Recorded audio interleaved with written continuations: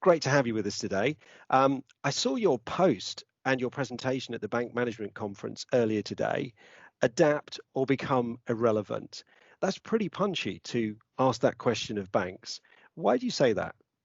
Yeah, no, I was trying to be provocative. I don't know, you've been to many of these presentations over the years, James, and you need something that's going to catch your attention. So for me, there's no point sort of mollycoddling the banks. My instinct is at the moment and during COVID, there's been some massive learning opportunities. And I just wanted to call the banks out. I wanted to give some undiluted feedback. I didn't want to fluff it up. I just wanted to say what we've experienced in the UK and across Europe, and just get the audience's reaction to that challenging statement. I mean, I'll give you a little flavour. I won't give you the whole presentation, but what I believe, James, is when COVID hit, every single country around the world needed their governments, first of all, to step up and create liquidity. And when Rishi Sunak delivered his presentation to say that he's going to put up £330 billion, he'd taken all the bank CEOs into a room and he said to them, guys, this isn't to pay bonuses. This isn't to boost your dividends. I don't even need you to sort of increase your capital adequacy and shore up your balance sheets. What I want you to do is pass this money on to companies in Britain who are really struggling at the moment. And to help, we, the government, are going to put an 80% guarantee on these loans. OK, so you're only looking at 20%. But at least then you can have a look at it and just get comfortable. But get this money out there, please. It's urgent. Companies need this. That was the message.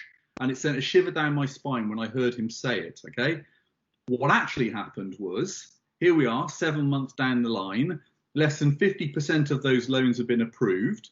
In the early months, even though 80% of it was backed by the government, I don't know if you noticed, James, but companies were saying, banks were saying, we would like a personal guarantee for 100% of this risk.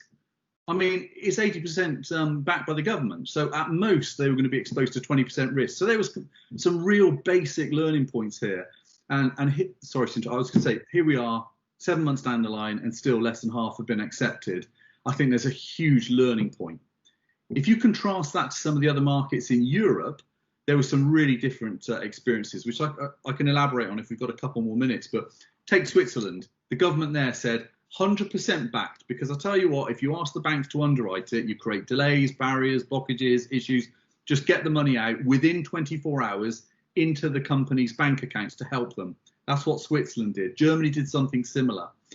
Countries like Norway, for example, they said, I'll tell you what, we'll go halfway. We'll go 90%. But here's the thing. The banks then chose to profit from the opportunity by not offering these loans as we did in Britain at a low rate, but actually increasing the interest rates to try and maximise their return for these coronavirus, missing the point completely. I get, and that's, I can see the passion there, and you can see that. I guess a big question though, why? Why would the banks behave like that, do you think? Okay, there's a few reasons. And again, I don't want to generalise too much, but I guess each bank is slightly different. What I saw, what I heard, and what I believe, the banks have got used to, since 2008, the banking crisis, being very, very careful, very conservative. Credit and risk teams became the teams. That was the go-to position. The banks were being very worried, very anxious, very conservative. Okay, so you've got that culture and that backdrop and that type of leadership. You know, gone were the days where sales were really rewarded and that was the priority. We're into a kind of be careful, be safe, be stable. So to then suddenly say, right, we've got all this liquidity, lend it, come on, I mean, it's just culturally they weren't in the right place, yeah? The other thing is the banks were dealing with a pandemic, as everybody was. So people were suddenly having to work from home. So you've then got massive workforces that were used to working in big factory operations that you know, they could speak to people around them, suddenly working from home with the dog barking and the postman there, and you know, and they're having to adapt to a brand new process and a whole new culture, and they're having to do it urgently, and they've got backlogs because there's so many people with pent up demand. So I think there are some reasons, some practical reasons why the messaging somehow got lost. But it meant for me that we saw some daft behaviours. We saw some very long backlogs. We had a lot of clients that were very, very unhappy, very despondent. And in fact, the government were forced eventually to release a different form of liquidity, the banks-backed loans, with 100% guarantee, mirroring what some of the other countries had done from the offset, to try and combat the fact that the liquidity wasn't being passed on quick enough. So Banks Back was a kind of solution that came in halfway through the process. And I have to say, James, that lo and behold, that went out quickly. It went through out the doors like hot potatoes. But we've seen quite a lot of fraudulent and criminal activity, in excess of £1 billion of fraud, because by definition there were no checks effectively. So you've gone from the banks delaying things, trying to do the right thing, but being a bit sort of bumsy, my word, and not doing it particularly well.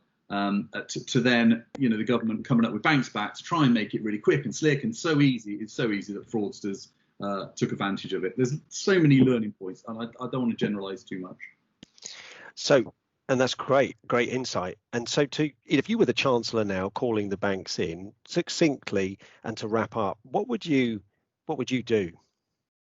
From the position that we're at now, or where we were at the beginning? From where we're at now. If you were, okay. I guess in some ways you have highlighted the challenge.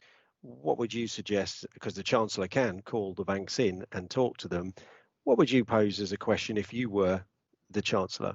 I would say there's over 50% of these loans today that have either been declined or are still in the process, yet to be reviewed and a decision made. Okay, so all of those that are still stuck in the process, what can we do to speed them through the process? What can we do to be more agile? Which sounds a bit odd, 7 months into a process and into a crisis, but what can we do to get those through? What else can we do to help these companies? The liquidity is there.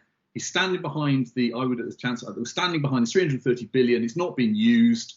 There are companies out there still struggling. There are particular sectors that really are hurting. Please use this money. Please go through those pipelines. Please encourage your teams to look at it through the lens of actually 80% of this is covered by the government. 20% is the actual risk exposure for the bank. Have we really found ways to say yes, or have we defaulted to, computer says no? Neil, it's been great talking to you. It definitely shows this is not an irrelevant topic, and there's still time for banks to adapt to help businesses. Thanks. Thanks, James. Great to see you.